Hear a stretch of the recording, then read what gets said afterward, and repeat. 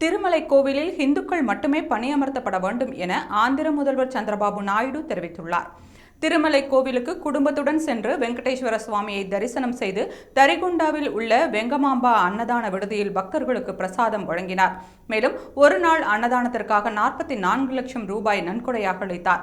பின்னர் செய்தியாளர்களிடம் பேசிய சந்திரபாபு நாயுடு, திருமலை கோவிலில் இந்துக்கள் மட்டுமே பணியமர்த்தப்பட வேண்டும் என்றார். தற்போது பிற மதங்களைச் சேர்ந்தவர்கள் பணிபுரிந்தால் அவர்களின் உணர்வுகளை புண்படுத்தாமல் வேறு இடங்களுக்கு மாற்றப்படும் என்றார். மேலும் நாட்டில் அனைத்து மாநில தலைநகரங்களில் வெங்கடேஸ்வர சுவாமி கோவில்கள் கட்டப்படும். வெளிநாடுகளிலும் கோவில்கள் அமைக்கப்பட்டால் பக்தர்கள் பெருமளவில் பயன்பெறுவார்கள் என்றார்.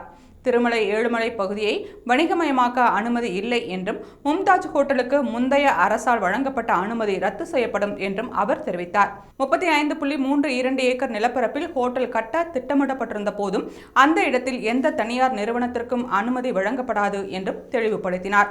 மேலும் கடந்த காலத்தில் 24 கிலோமர் கன்னி வெடிகளால் குறிவைக்கப்பட்டதாகவும், அத்தகைய தாக்குதலில் இருந்து தப்பிக்க முடியாது என போலீசார் கூறியதாகவும், ஆனால் வெங்கடேஸ்வரரின் அருளால் தான் உயிர் பிழைத்ததாக உணர்வுபூர்வமாக கூறினார்.